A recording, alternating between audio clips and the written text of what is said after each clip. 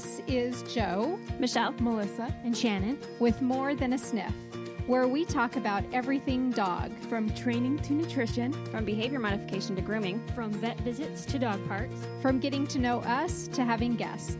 Today we're going to talk about the working group. And before we got started, the comments were, finding a dog in this group that you would actually have. And I think that's kind of the majority of these dogs are picked based on a look. Because I've really worked with every one of these dogs. There isn't one. I guess the Boerboel.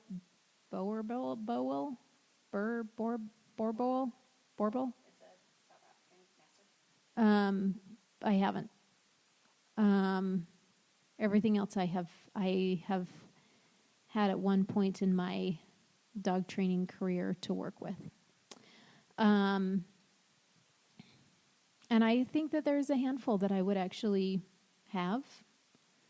I would own an Anatolian Shepherd. The Commodores are really, really, really cool dogs. Really cool. High maintenance as far as grooming goes. Rottweilers I would hit and miss with. We've worked with a ton of Portuguese water dogs because of Obama's dogs. The Leonbergers are actually pretty cool. that was the one that I was like, I would do that. You would do a Leonberger? Yeah. What would you have? I'm not sure. So I do like the look of Huskies. Mm-hmm. I have to say I love that look. Mm-hmm. I haven't met a Husky that I've loved Mm-hmm. yet. So that's a hit and miss. Random fact about my family history. My grandma used to breed St. Bernards. My dad grew up with St. Bernards. Random Interesting. Yeah. fact about that. I would probably do, I don't know. I'm going to have to think about this. Yeah. Because I've always kind of written this group aside and Yeah. there's not one Yeah. that's for me there. Yeah. So I'm going to have to think on it, sit on Yeah. it. Actually, as we're going through this list, there's a lot in the past that I've been like, oh yeah, and then it just is not right timing wise for me. Sure. So who knows in the future? There was a point I really wanted a Newfie. It's not something I do now because I don't want to take care of the hair and the slobber. Yeah. Me and my husband almost got a Greater Swiss. That was really Yep. close, and he still really wants one, and I would consider doing that for him because that's Yep. Standard Schnauzer was on Standard the Schnauzer list. was on the list before we got Murphy. Mm-hmm. There was one I was actually this weekend, it's really funny because in the past I really have not cared for boxers. They really have not been my thing, look-wise, nothing. Yeah. And this last weekend I was having a conversation out camping and stuff like that with some of my friends and stuff. And we started talking about my husband's brother's old boxer. And I was like, if I could find one just like Scrappy, I would have a boxer. He was a really cool dog. Yeah. He was really awesome. So, and that's the thing. All of these, I think I've met one that I really, really like in all of these breeds. And then I've met ones I didn't like. And I think that's the problem. Yeah. With why we're having a hard, Yeah. I think in general, I'm going to back up a little bit. Shannon, what would you pick? My top would be probably Standard Schnauzer, and then my second would probably be Mastiff. And Mike really likes boxers, though, so then we'd have a fight about... No.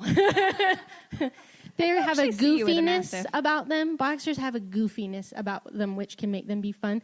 But I think there's two things about this group that makes it hard to put them. One, they're classified as working jobs, but most of them, the job that they had doesn't exist anymore. And so we don't know what to do with their energy and their tendency to help them fit in better.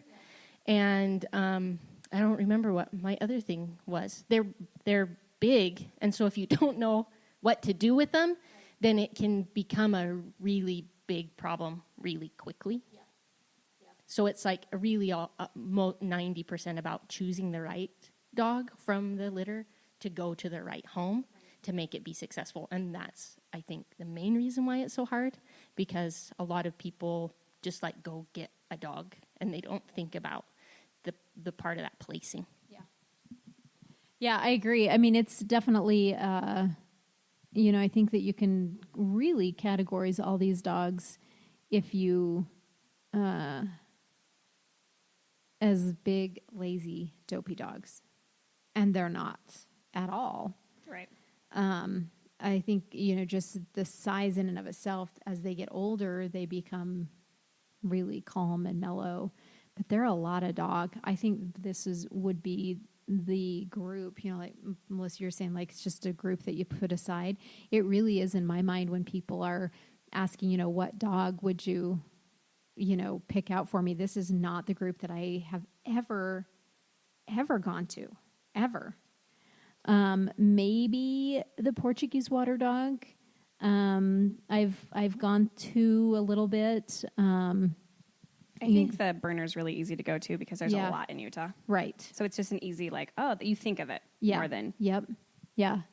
But you don't, in general, go to this group at all. And so I still think that, if you go to this group, it's going to be on looks and what your perception of that one good boxer that you met, right? Right. Well, I'm going to get a boxer because of Scrappy. Right. Absolutely. And then it's not Scrappy, so I think that it's really based on a look that you like and not really what you're looking for and what do you do with these breeds in general. I think a fair amount of these dogs could be good therapy dogs, but the maintenance and to get them there, because they are a loving group, but to get them there into training, because they are very opinionated, they are very self-centered dogs, is more difficult than a dog that's more willing to please and more willing to work. Where these guys want to work, just not on what our agenda really is. And I've always said that this group really holds more true to their lineage than a lot of the other groups do. And I think it's just because, one, they're just not overbred,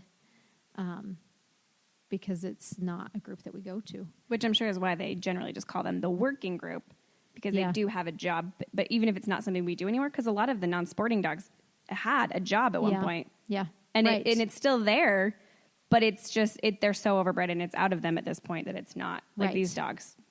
Just Yeah. because they're a working dog, that doesn't, what does that mean? Right. What is that job that they're doing? Yeah, So exactly. Because they surely don't put the Bernards on the mountains anymore and Right. looking for people. Yeah. Medically, I don't think that they can do much anymore. It's a very fascinating group. And Melissa, what would be your advice of people looking at dogs in this group? Be aware of what your look preference is, but also look at the lineage.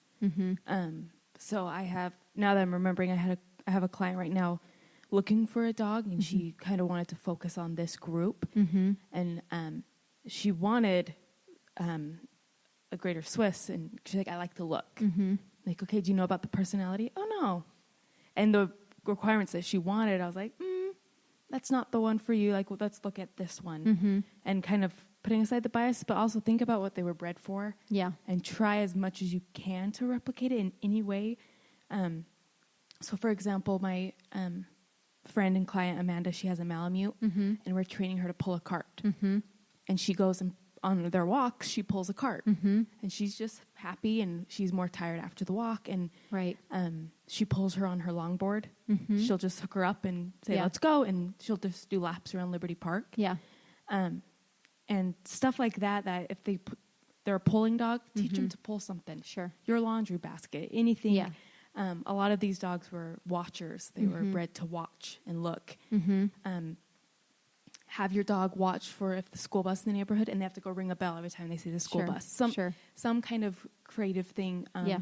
My art teacher in high school actually has 2 St. Bernards, and they wait for the mailman, and they bring the mailman attaches the letters to. They have a little leather pouch on their back, put them, and then they go inside every day. That's their Nice. thing, and they're the Yeah. most well behaved. They Yeah. do that, and then they sleep. Yeah. Right. And and at the time I was like, oh, that's a cool trick, quote unquote. Right. But I'm like, oh, those dogs are doing their job. Yeah. And so if you get one of these dogs, be aware They're not just big, lazy, derpy. Right. They have brains. They Yep. have the brains and the brawn, one might say. Right. They're Right. so big. Yeah. Yeah. And just to be aware of that, but have fun with them. Yeah, for sure. Michelle, what would be your advice? So with this, because they are all so different looking, I think people are really going to be attracted to this group by looks 1st. Like that's going to be the first thing that you're like, oh, I really like the way a Commodore looks, because that is like one of the weirdest looking dogs out there, right? Yep. But I really think with this group, like you really need to do your research on their temperament, on what you want. Make sure that really is going to fit with you, and then you need to really, really, really find a good breeder who's willing to find the right puppy in that litter for you. Yeah. Because you definitely can get even a boxer. Like most boxers are pretty bouncy and hyper, but you can get one that's a lot more mellow. Yeah. In the group. Yeah. So I just think this group more than any, it's probably find a really good breeder and then work with that breeder to find the right puppy in that litter for you. Yep, I agree. Shannon, what advice would you give? You're going to fall in love with these dogs because you know someone that has like a perfect one. And just realize, first, not all dogs are the same. And two, that person had to put in a lot of work to get that dog to be that perfect dog. And I say this to my friends all the time, like if I go to their house. My friend had this bunny, and it was the most amazing bunny. I'm allergic to them, but I took care of it when they'd go on vacation. And I'm like, you're ruining the world for people because they're going to come to your house and see this bunny, and they're going to want one. And this is the only bunny like this in the world, you know? So just know that there's so many factors that go into the way that the dog is that you have to do everything like perfect to get the dog to be the perfect one for you. So put in the work on the front end. Don't just go grab one. Realize that when you go to pick it out, that all these things have to be in place. The work you're going to have to put in, the time it's going to take to pick the right one, the disappointment of going and looking at all these puppies and having the strength to not take the one that's not right for you. Like all of these things you have to do if you want a dog from this group and you want it to be the perfect dog for your family. And I completely agree. I mean, it's a lot of work, and I think it's crazy to think as a trainer that I have worked with more of these dogs than any other group. And you don't really think about it until you really look at the group and who's in it. That the work that and the behavioral stuff that comes behind it is you see more of this than any other breed, or any other group. So be aware and do it for the right reasons and have a plan in place before you go out there and get the dog.